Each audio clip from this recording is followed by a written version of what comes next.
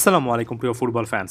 Champions লিগে গুরুত্বপূর্ণ fixture আসছে। সেমিফাইনালে আর্সেনাল খেলবে প্যারিস সেন্ট জার্মের বিপক্ষে বাংলাদেশের সময় অনুযায়ী এপ্রিল 31 AM এবং ফুটবল ফ্যাগের আজকের এই ভিডিওতে ট্যাকটিক্যালি এই ম্যাচের আগে কয়েকটা কি পয়েন্ট নিয়ে একটু আলোচনা করতে চাই।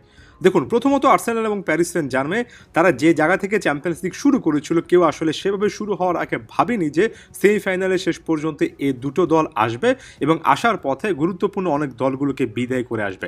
তবে আমরা এখানে একেবারে বিপরীত চিত্র কিন্তু দেখতে পারি। আর্সেনাল এই চ্যাম্পিয়ন্স লিগের শুরু থেকেই কিন্তু খুব ভালো ফুটবল খেলছিল। সম্ভবত লিগ টেবিলের 3 নম্বর স্থানে থেকে তারা লিগ পর্যায়ে শেষ করে। তারপর রাউন্ড অফ 16-এ বড় রকমের বাধার সম্মুখীন না হলেও তারা কোয়ার্টার ফাইনালে এসে আসল ক্যারেক্টার দেখিয়েছে, যেখানে তারা ডিফেন্ডিং চ্যাম্পিয়ন রিয়াল মাদ্রিদকে দুটো লেগে স্পষ্ট ব্যবধানে কিন্তু বিট করে এসেছে।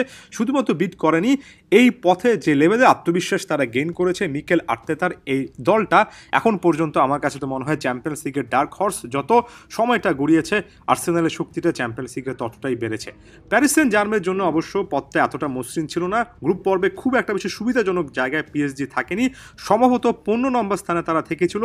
তারপরও নকআউট ফেজে নিজেদের দেশীয় ক্লাব ব্রেস্টকে এবং রাউন্ড অফ 16-এ লিভারপুলকে বিদায় করে, বিশেষ করে এই জায়গায় এসে তারা লিভারপুল, যারা কিনা সত্যিকার অর্থে এবারে চ্যাম্পিয়ন্স লিগে হট ফেভারিট ছিল, গ্রুপ পর্বে পয়েন্ট টেবিলে 1 নম্বর স্থানে ছিল, তাদেরকে বিদায় করে তারপরে লাইমলাইট পায়। তারপরে কোয়ার্টার ফাইনালে অ্যাস্টন ভিলাকে বিদায় করে সেমিফাইনালে টিকিটটা নিশ্চিত করেছে। জার্নিটা বিপরীত হলেও আর্সেনাল যেখানে রিয়াল মাদ্রিদকে বিদায় করেছে, প্যারিস সেন্ট জার্মেন সেখানে লিভারপুলকে বিদায় করেছে। চ্যাম্পিয়ন্স লিগে দুই হট ফেভারিটকে, যাদেরকে বলা হচ্ছিল সিজনের শুরুতে, তাদেরকে বিদায় করে আসার যে এক্সপেরিয়েন্সটা, আস্তে আস্তে দল গোছানোর যে ব্যাপারটা, সেটা মিকেল আর্তেতার পাশাপাশি অবশ্যই লুইস এনরিকেও কিন্তু প্যারিস সেন্ট জার্মেতে করেছেন। তাই এখানে ওভারঅল প্রসিডিং কোচদের মাইন্ডসেট, এক্সপিরিয়েন্স এবারের সিজনে সব কিছু মিলিয়ে আপনি একটা ইভেন্ট বা একটা ব্যালেন্স বা কাছাকাছি একটা সিচুয়েশন দেখবেন।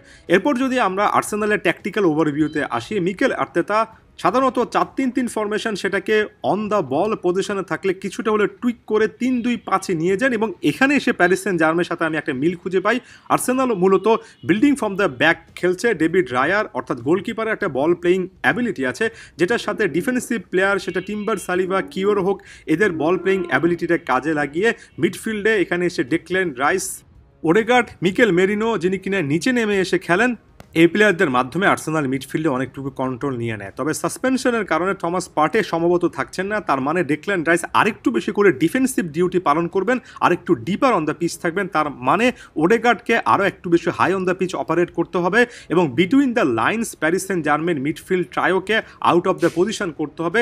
সম্ভব হলে ডিফেন্ডারদেরকেও নিজের দিকে টানতে হবে। ওডেগার্ডের রোলটা তাই মিডফিল্ডে আরও অনেকটুকু বেড়ে গেল। যদি ফুললি ফিট থাকতে পারেন মিকেল মেরিনো অনেকটুকু নিচে নেমে এসে ভার্টিক্যাল পাস এবং ডিবক্সের মধ্যে লেট রান, আরও একবার বলছি ডিবক্সে একটু দেরি করে ঢোকা, এই কাজগুলো মিকেল মেরিনো করতে পারেন এবং খুবই এফেক্টিভ তিনি যে হচ্ছেন সেটা নতুন করে বলার কিছু নেই। তবে মিকেল মেরিনো না থাকলে হয়তো বা ট্রসার্ড ফলস নাইন হিসেবে এখানে শুরু করবেন।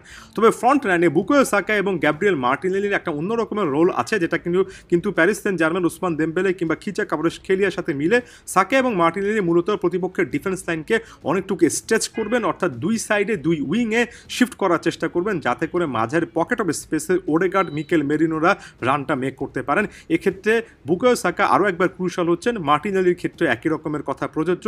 সাকা versus Dembele, Martinelli versus Khvicha Kvaratskhelia, 1 versus 1 এমন টাইপের সিচুয়েশন না হলেও আসলে রোলের দিক থেকে যে একটা ইন্ডিভিজুয়াল ব্যাটেলের জায়গা আছে সেটা ক্লিয়ার কাটভাবে আমি দেখতে পাচ্ছি।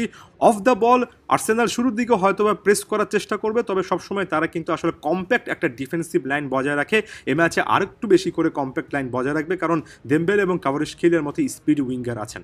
এখন প্যারিস সেন্ট জার্মের কথা যদি বলি, তারাও কিন্তু 4-3-3 একটু ডিফেন্সিভলি স্টার্ট করলো, অন দ্য বল 3-2-5-এ শিফট করতে পারে এবং তাদের ক্ষেত্রেও মার্কিনোসরা একটু নিচে থেকে বিল্ড আপটা শুরু করেন। তবে মিডফিল্ডে এই লুইস এনরিকে আসার পরে সত্যি করতে নতুন প্যারিস সেন্ট জার্মেকে আমরা দেখেছি, যেখানে অবশ্যই আপনার ভিতিনার মিডফিল্ডে বল কন্ট্রোলিং অ্যাবিলিটির কথা বলতে হবে। ভিতিনা ভার্সেস ডেক্ল্যান রাইস, কে গেমের টেম্পোটা আসলে শেষ পর্যন্ত কন্ট্রোল করতে পারেন, সেটা খুবই ক্রুশাল একটা ফ্যাক্টর হচ্ছে।